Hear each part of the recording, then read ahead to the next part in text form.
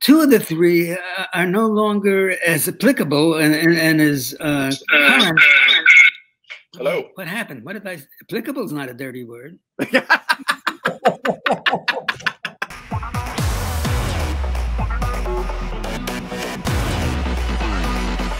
Welcome, friends and fans, to another edition of GalaxyCon Live, where we are bringing the convention experience directly to you. And today, we are going back to the final frontier with some fantastic guests. So without further ado, let's beam them up. Our first guest is an actress whose body of work includes MacGyver, Babylon 5, and the highly undervalued Space Above and Beyond. Today, she joins us to discuss the Star Trek roles of Vulcan, isolationist criminal T'Pol in Next Generation, and Lieutenant Saavik in Star Treks 3 and 4. Please welcome Robin Curtis. Hi, everybody. Great to be. Oh, so glad to have you here. Yay! Oh, it's all good. It's good. And your audience, let us know Water King is experiencing some technical issues, and we will bring him up when they are resolved. In the meantime, Robin, we have some private time. I knew. So, how are you in your part of the world? Oh, it's a gorgeous day here in upstate New York. I live in the little town of Cazenovia on Cazenovia Lake in upstate New York. It's sunny out. I'm expecting guests for dinner for Mother's Day. And I want to call out Patty. I do want to do a special call out to Nichelle, wish her a happy Mother's Day and commend her for everything she's been to Star Trek and the enormously positive influence she's been on me and a lot of other women and what she's done for the space program, et cetera. So special call out to Nichelle and all the mothers out there who are going to join us today. Absolutely echo your sentiments. We adore Nichelle. I've never had a chance to host her, but I was able to pour a drink for her one time at Dragon Con, and I was delighted. She said, "It's delicious. Thank you." So, oh, you survived Dragon Con, did you? Oh my goodness. Another time for that day. But we're here for GalaxyCon, and this is the GalaxyCon virtual stage. We are so glad to have you here. As always, we're looking forward to the day, hopefully this year, where we can host you and your peers back on our physical stages and get you back in front of your fans. In the meantime, we have this electronic forum. So glad to have you on here. Our team is going through the chat room right now and also trying to help Walter join us. In the meantime, how did Star Trek begin for you? Oh gosh, Star Trek came to me ever so gently, ever so kindly. And I think that has a lot to do with the men at the helm, frankly. Leonard Nimoy, I'm speaking about specifically, and Harv Bennett. I was asked to go over to Paramount to meet on a sort of an open-ended call, guys. And so I sat down with Elsa Bergeron and Stuart Jensen. And most recently, I looked this up on my calendar, and it was literally June 27th of 1983 that I met these two people at the Paramount casting offices. And because it was all so secretive and, you know, top spy stuff, I wasn't clear on what part it was I was auditioning for or being met for. So I said offhandedly, well, if I was going to be a part of Star Trek, I'd want to play an alien. And lo and behold, I get a meeting with Leonard Nimoy the next day. Wow. And he, again, this kind, gentle theme going on. I met him one-on-one. So as intimidating as that was to meet him, someone I so admired, and I did watch Star Trek when I was a little kid, he made it so easy. And he was very generous. You know, he looked over my resume, which was quite sparse at the time and a little pathetic. And he called out my upstate New York musical theater credits, you know, and just was very generous that way. And our chit chat was taped. He actually recorded it, Patty. So that this conversation we were having and this rapport we were establishing was now being memorialized. Then he said, "Would you be willing to read some sides with me?" Which are snippets of scenes from the future project. So I go out to the waiting room and I look them over. And I remember he said to me, "Vulcans have 1,000 years of wisdom behind the eyes." And I thought, I will try very hard to achieve this when I go back into the room. Anyway, whatever happened that day, he shook my hand. He had videotaped it all and said, I have no doubt you could play this part. Now it's up to the powers that be. And honestly, Patty, I didn't go back for almost 2 months for the screen test. Wow. But I I did go back to say hello to Harv Bennett at one point outside of his office. I met with the folks at Western Costume. I met Sylvia Abiskell, who consulted with my hair and my makeup and such. And so I had a lot of fun sort of knowing that they were very interested in having me, but I wasn't cast yet until wow. It was exciting and thrilling news nobody can ever imagine getting, to be cast in a major part in a motion picture such as Star Trek. Was there any communication in those 2 months, or was it just like, all right, well, that's done, and you, as actors, we just sort of keep marching and we tend to forget about it? Yeah, I totally know what you mean, and no, the connection was maintained. I was being sort of wooed throughout that time period. Again, I met with Sylvia over the hair, and I met with the costumers at Western Costume to be measured. I believe I went over to see Leonard Nimoy one more time to say hello, and Harv Bennett. So yeah, no, there was this connection and this anticipation and this excitement throughout that whole period. And, you know, the fans often ask me, what about Star Trek meant the most to me? And I don't mean to put a left curve in the works here, but my father was diagnosed with cancer almost simultaneously to this process. Oh, wow. And I cannot tell you what a blessing Star Trek was to be this like bright light in our lives when we were struggling and in such, you know, dire straits with his health. And he did live long enough to see the film, which meant a lot to me. And Star Trek was sort of this lovely promise to my dad that I was going to be all right. You know, I was going to be all right in the world, in the showbiz world, that is, you know. So it was a real gift. I can appreciate that. I lost my father to cancer as well, and yeah, it's and he was able to come see me do my show at Disney before he passed. So that was yeah. So I sure, yeah. So you know how much it means to parents who have a kid who's creative, you know, and pursuing a you know, some sort of a creative field. How much moral support you do need. And my mom and dad were enormously supportive. Every phone call ended with, "What do you need, babe? What can we get you? How can we help?" And so it meant a lot to me to sort of give him this gift that I would be okay.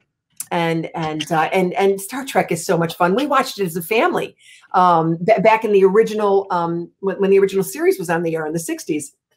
So it was just a lovely experience. Yeah, indeed. So during the filming of Star Trek 3, this was Leonard had directed television before up to that point, but I'm pretty sure this was his first feature film. What did you think of his directing style? Oh, I thought he was uniquely qualified. Frankly, you know, you learn in Hollywood, Patty, to have a lot of respect for people that have worked together, like especially if you're a guest star on a series, and coming into this cast was a bit like that, because it wasn't like we were all just cast and this was a new idea. These people, these talented actors, you know, were a well-oiled machine when I came on board, and so I was able to sort of bear witness from a unique point of view, and that's that I didn't know any of them, but I watched how deftly he just treated everyone with great respect, and he was balancing a lot. You know what I'm saying? The newcomers like Christopher Lloyd, and then you've got Bill, who has his own requirements and so forth, and energy, and you've got the supporting cast, awesome people, all of them, Nichelle, Walter, Jimmy, you know, George, Dee, just exceptional human beings, honestly. And I know everybody always wants to hear the dirt, but I don't have any dirt. No. Not dirt, but go ahead. Were you around the day of the fire at Paramount? You know, you've put me on the spot. I don't believe I was, but I certainly heard about it. Okay, and it was rather dramatic, actually, because I've been doing some research since there's been a resurgence in, you know, the interest in having me guest as a podcast guest, that sort of thing. I thought, you know, I need to refresh myself, so I was sort of going back through the archives to read about what was going on at the time, and I forgotten about the fire. Yeah. And Bill Shatner, I think, was instrumental in taking a swift action. We hosted him yesterday, and I brought it up, and he said he was nervous because his schedule between his television commitments and this was within a day. So if Star Trek 3 had been delayed at all, it would have been entanglements. So he was grabbing buckets and hoses, and a lot of people understand too. It wasn't just the soundstage; it raged across Paramount, and we had to put it yesterday. It was pretty brutal. So I was just curious if you had been there that day, or it had indirectly affected you, from what you recall. I don't remember it affecting me. I do remember the energy about it and the sort of the excitement about it. Not in a good way. But no, I don't believe I was present to see it. And certainly later on, when you're working on these sets that have been built above the stage floor, and there is fire coming up from beneath, that took place a few times within the scenes. And you're reminded of how something like that can get out of hand quickly. Yeah, absolutely. And safety on the set is paramount to you. And all those foam rocks, when they catch on fire, they're toxic fumes, and so it's crazy. So I was always a big fan of Merritt. What was your experience like working with him? Oh, well, I remember watching Square Pegs. Square Pegs, yes. Myself with him and thinking, oh my God, this guy's a chameleon. Like I would never have thought David, was the same guy, the actor that played Merritt, on the character on Square Pegs. He was lovely. He was generous and present and helpful to me. Bringing me sort of into the fold, and shared with me what he and Kirsty had kind of established in the previous film, and how our characters might relate to one another. He was a little more relaxed than I was, I remember, and kind of, there's a lot of downtime on a set. So he was kind of wanting to, play around and joke and dance and have fun. And I kind of wasn't having it. I took my job very seriously. And I remember saying to Leonard Nimoy the first day of shooting, "You seem to think I know what I'm doing, Mr. Nimoy, but I do not."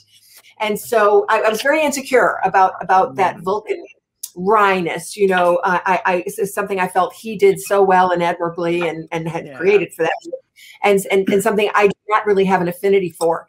And he promised me, going back to his value as a director, he said, "I will never ever take you out on a limb and leave you there."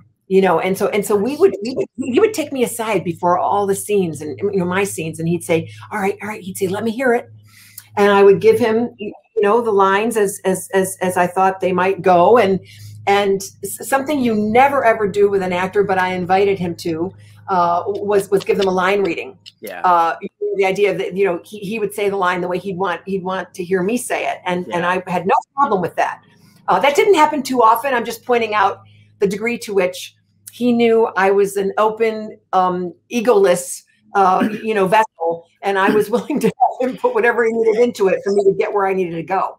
And line readings is a querulous position between actors and directors, and we could go into that way too. But I've always found that an actor is really just like, if I'm saying it wrong, give me a line. I don't care what this do. And he defines the mentality of the Vulcan. So you were getting it. You weren't getting as much you were getting it from the originator of that source. So it's like if William Shakespeare was right in front of you, it says, okay, how does Oberon say this?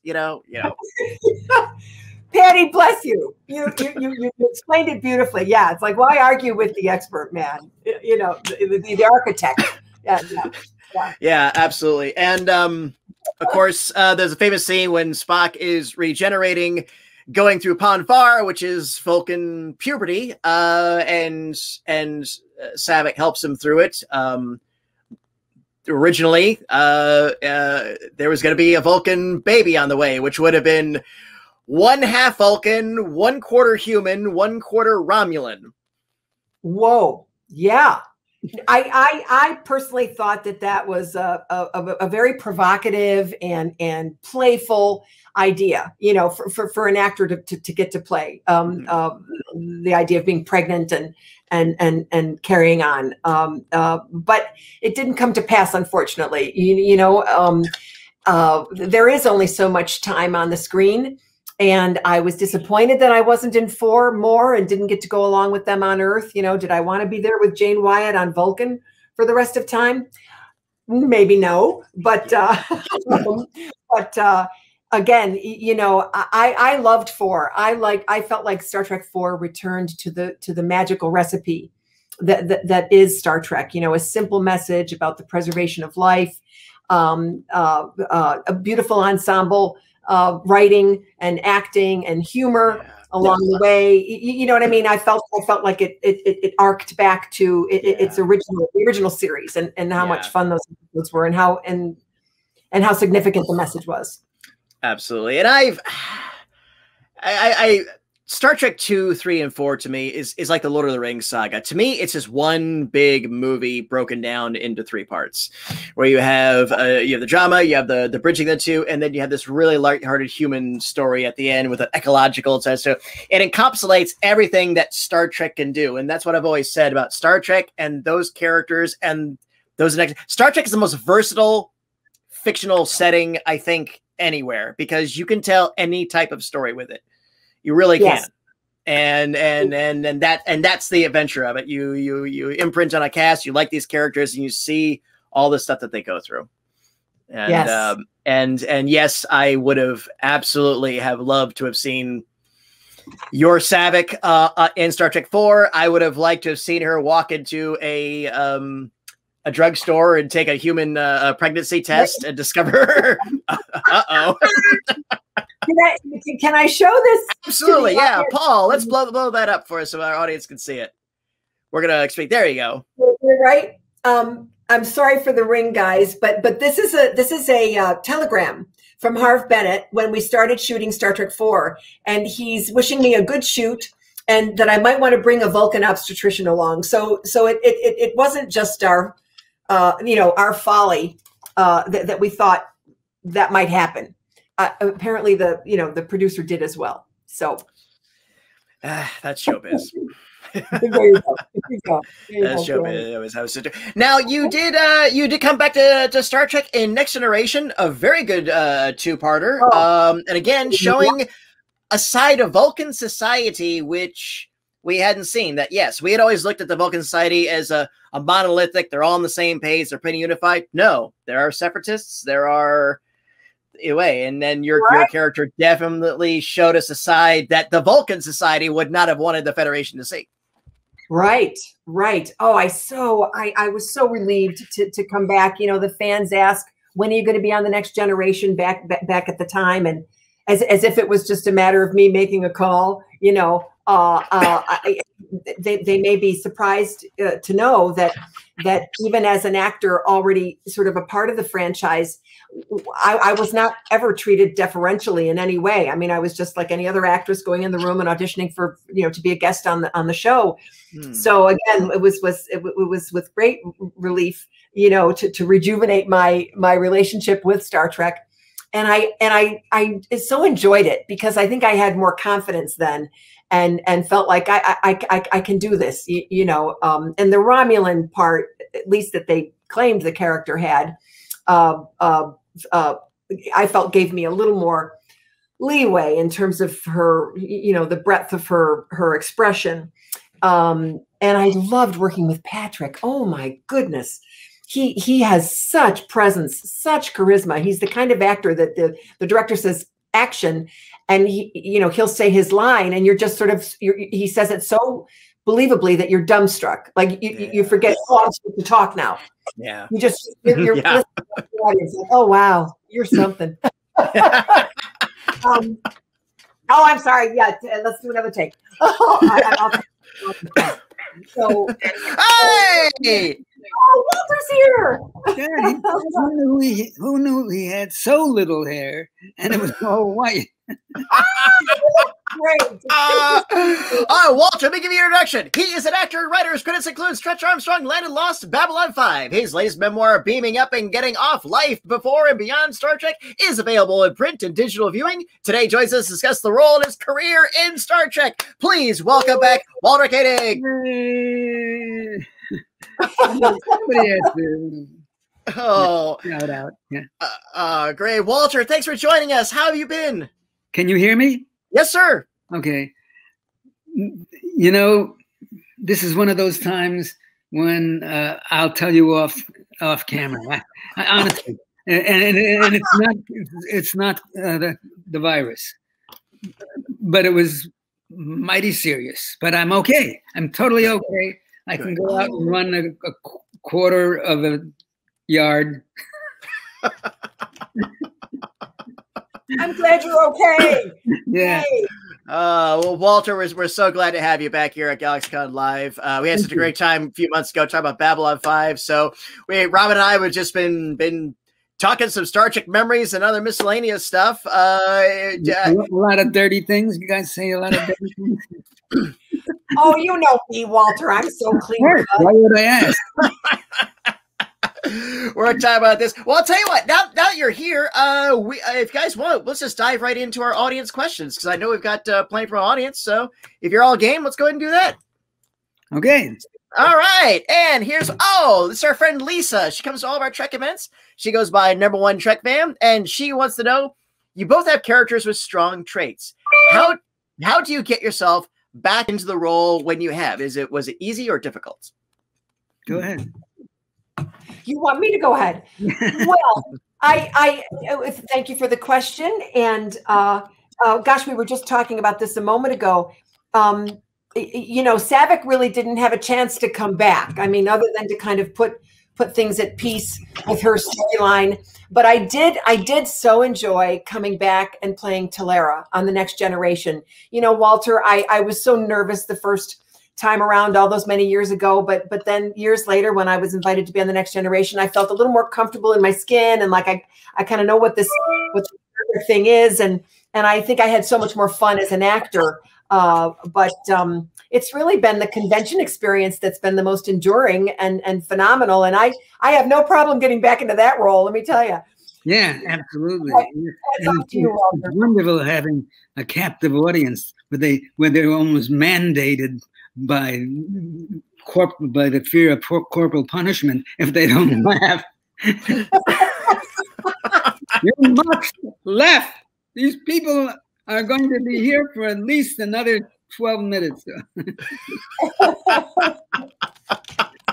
I just push a button to answer your question. I have a little button in the back of my head, which I cover with my hair isn't thick, but it's long. And I have a little button, a little red button back here. And I push that button, and I'm Chekov all over again. And this is you are.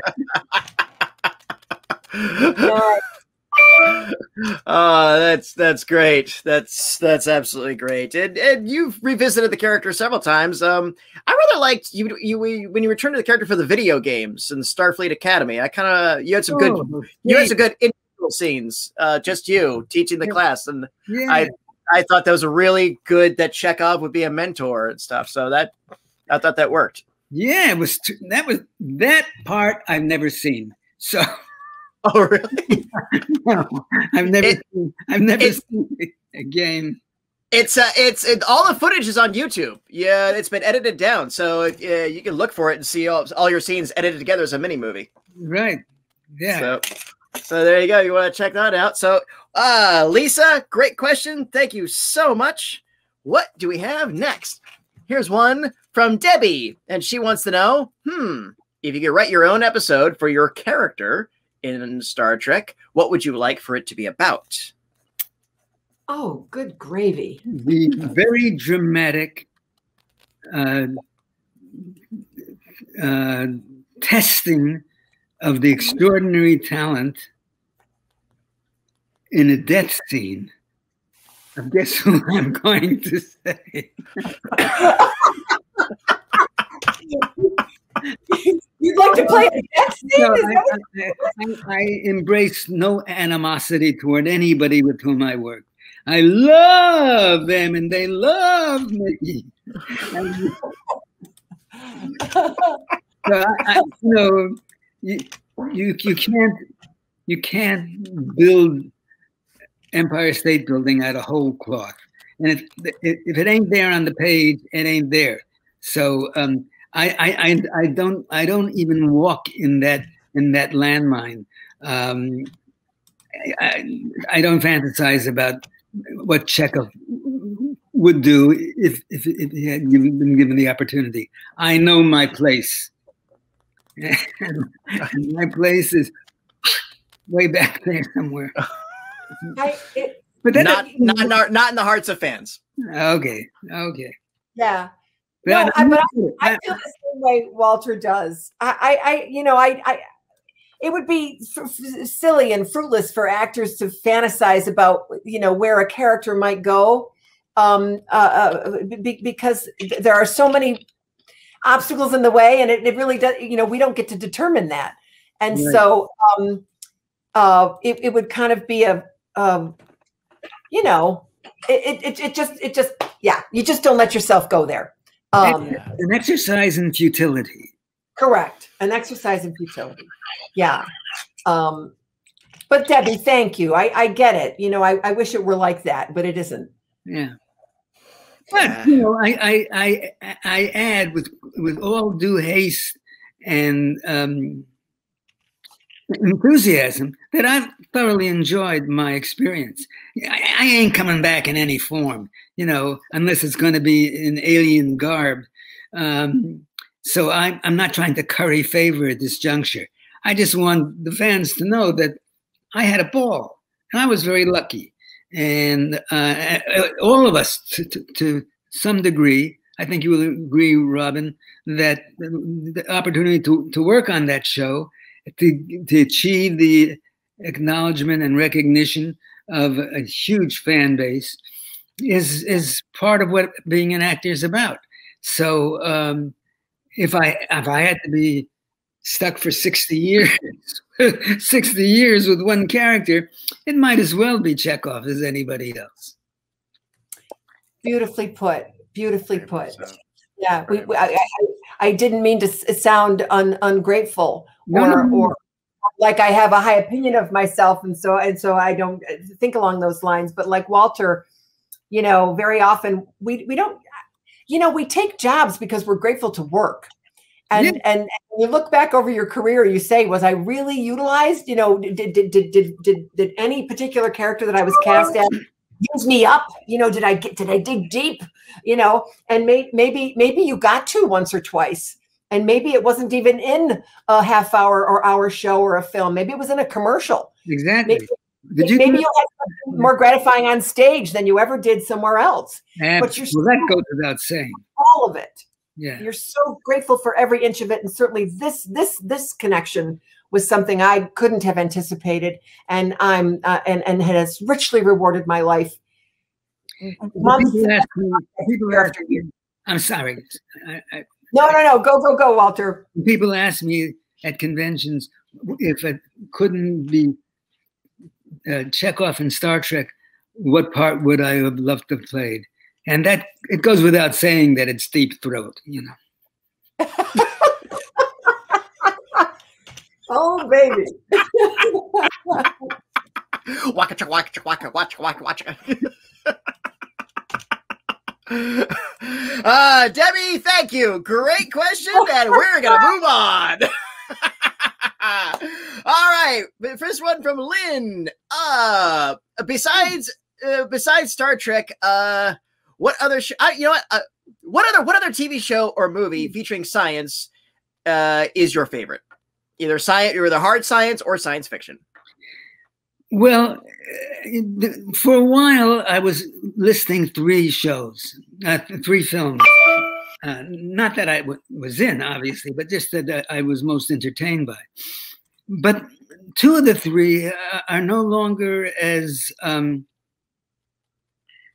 applicable and as current. Hello. What happened? What did I? Applicable is not a dirty word. I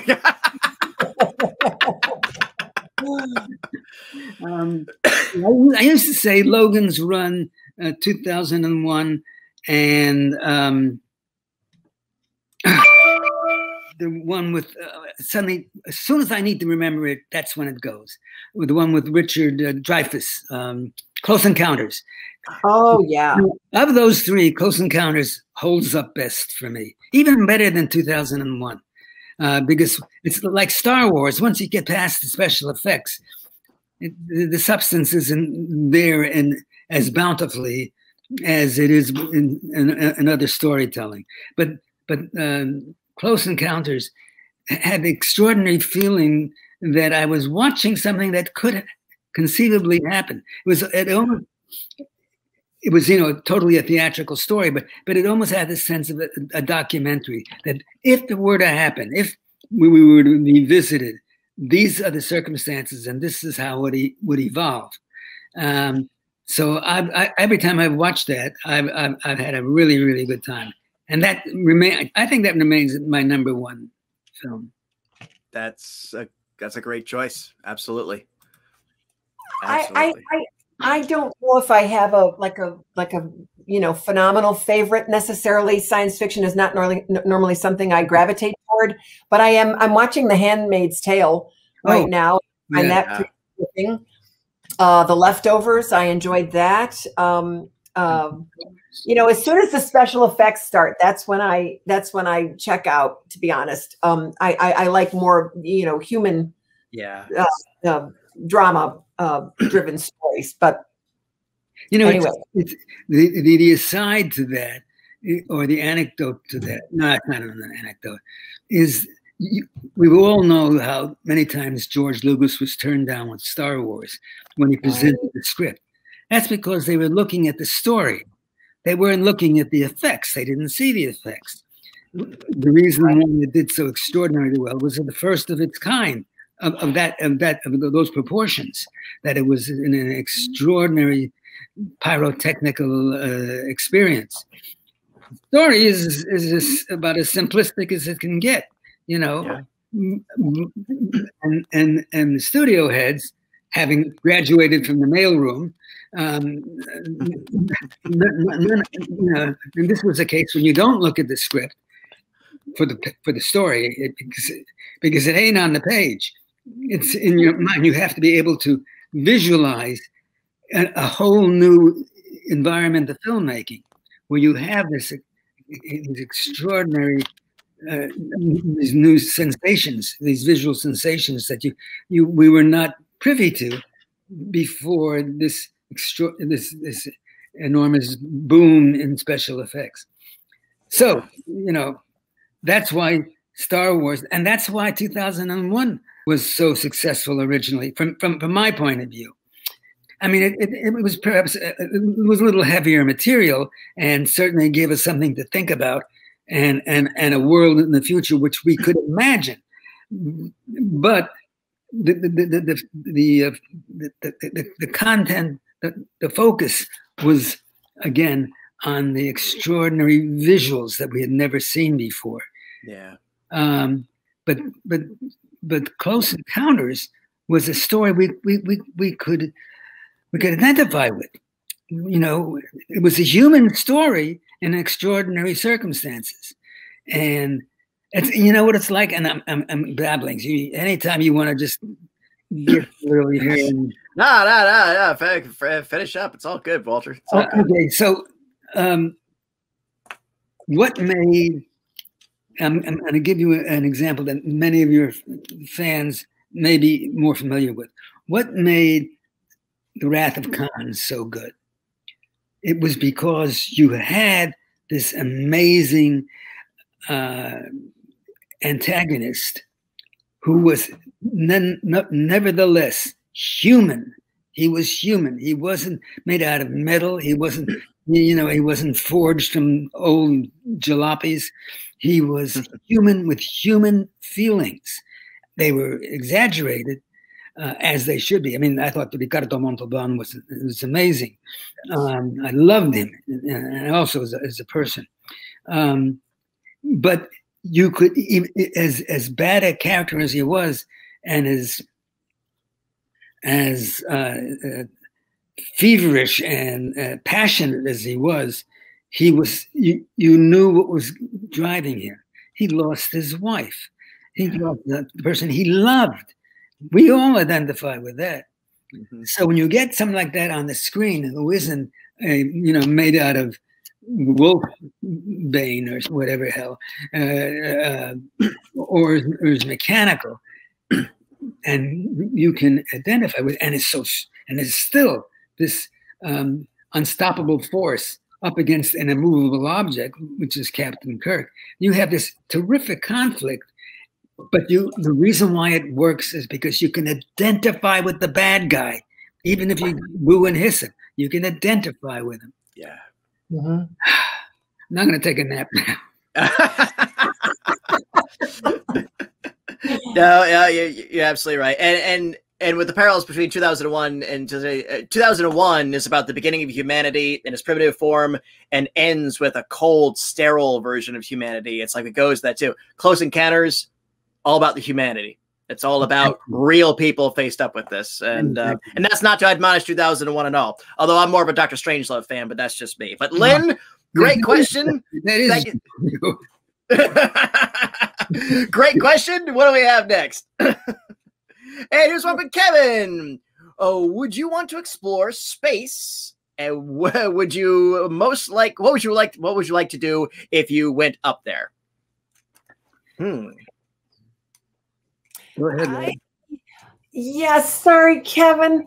I'm rather earthbound.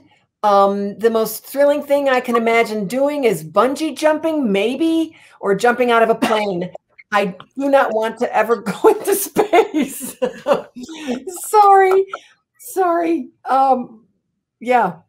Well, passing it on to Walter. I can dig it. That's what I've been saying. I wanted to jump out of an airplane before I leave this world. On the other hand, if I knew I only had 3 months to live, and they could put me in one of those rockets and send me off into space, that might not be a bad way to go. You know, the great tourist trip of all time. Oh wow! Yeah. Although I don't share it with somebody, so somebody's going to have to sacrifice them. I've always said I'll go into space if it's like the way we're predicting, maybe in like 15 years, where it's just like getting on a plane and you just go up, you just sort of keep going as opposed to, you know. So we'll get there. But Kevin, thank you. Fun one. What do we have next? Here's one for Lisa. Oh, who inspired you either in your career or your personal life? The second part of that is easier for me. I'm not sure there is any one. I certainly never tried to imitate somebody or take an approach to acting that was like somebody whose work I had enormous respect for, and certainly there have been many people like that. But in my personal life, and I get up on a soapbox about this, so you're going to have to do that. There was a folk singer in the 30s and the 40s, well, at least in the 50s and the 60s, named Pete Seeger. He was a protest singer, folk singer. He was the man for all seasons in my life, the man you could always count on to be the same person. He was a man of extraordinary humanity and virtue, and stood up for the little guy, stood up before the House Un-American Activities Committee, and on the threat of going to prison, refused to answer their invasive questions that did not belong as part of a democracy, but was really more an imitation of some kind of dictatorship or some kind of government that we do not support. And I got to meet him on several occasions because I worked in a settlement house camp for underprivileged kids, and he had a home very nearby. And every 2 weeks, when we get a new group of kids up, from 7 or 8 years old to 14, he'd come over. They'd have a campfire, and he would sing all the folk songs from the 40s and 50s and 30s. Woody Guthrie, a lot of Woody Guthrie stuff. He was a friend of Woody Guthrie. Wow. Anyway, it was the one man, I mean, I'm sure he had flaws. We all have flaws, but I never saw any. I just saw this humanitarian, this guy who, if I could have lived my life the way he lived his, I would have a lot more respect for myself. If I remember correctly, he didn't write "We Shall Overcome," but I believe he's the one that sort of popularized it. Is that right? Yes. Yeah, it was his version that brought it out. Before it was a black anthem, it was a workers' anthem. Yeah. Yeah, that's right. Yeah, I think he also did. Not that I'm disparaging the fact that it became a black anthem. No, yeah. Simply that's its sort of. Yeah, and he did I think he did one for he did Turn. If I remember, I'm trying to go in my discography in my head, but yeah, you're right. A tremendous talent, and by all accounts, a fantastic humanitarian. I envy you for having share that time with him. Yeah. I really do. So absolutely. So, Robin, who is your inspiration? Well, when I was growing up, honestly, without being too corny, it was my high school music teacher, Mrs. Gatza, galvanized the whole community to be a part of, the high school musical. And she got all the kids who you would never find in a theater, you would never find anywhere near a stage, to play the comedic roles or to do the tech or to do the lights or to help out with costumes. She got athletes, to get out of their get out of their own way and come and play and join in, and the whole community benefited. And then later in life, it was Angela Lansbury, to be honest. Wow. I was a young actress. I saw Sweeney Todd, and I to this day, it's my favorite musical, and what she did in it is so amazing. And when I heard that she moved her family from Los Angeles to Ireland because her children were beginning to be exposed to drugs and negative influences, she got her family out of Dodge, and she kept them intact. And I thought that was a pretty awesome thing. I mean, now, if you asked me now, it's the people that are fighting the good fight. And I don't want to get, I have to be careful here. I don't want to get political, but there are a lot of people that I'm admiring in politics, some of our leaders who are trying to, mend this country and put things back together again. And in fact, guys, I really admire what a lot of our colleagues did recently. LeVar Burton and Kate Mulgrew and a group of them banded together with Stacey Abrams, to stand up for fair fight in Georgia. I really appreciated Chase Masterson and the work she does to sending the message, be kind. Whatever. I've always admired that right next to the whole concept of Star Trek, right behind it always came charity. A lot of the conventions were done to support charities. At least they were. Remember, Walter, in the old days, they were. The fan clubs would have the conventions, and they would give the proceeds to a local charity. Yeah. Now conventions have become this big sort of impersonal experience. But back in the old day, it was all about connecting and helping and mending communities and supporting local, and I love that part of it. I will say, on behalf of GalaxyCon, we are very active in our local community in South Florida and in all the communities that we go to and we do our shows at. We do try to give back what we can, we absolutely can. Yeah. So, and that's what you made a very good point about too. The charity is an important part of Star Trek, and it's understanding, and it's conflict. It's okay to disagree with somebody, but you don't have to hate them, right? Sure. Sure. It's a Star Trek. Star Trek is an action show, but it's all about trying to achieve a peaceful end. Mm-hmm. Yeah, fair enough about that. But it is fun. It is fun to shoot the phasers, though. You got to admit that. So, Robin, Walter, this has been an absolute delight. Any final words for our audience before we sign off? Live long and prosper, and happy Mother's Day. Walter, say hi to Judy. Thank you. I certainly will. Yeah, Robin said it more eloquently than I can, so I would just be repeating. But we have a chance to turn a corner and to show our best side. And I after 4 years of despair, I'm feeling better about things. I'm feeling more proud of our country and our people. So let's keep going on in that direction.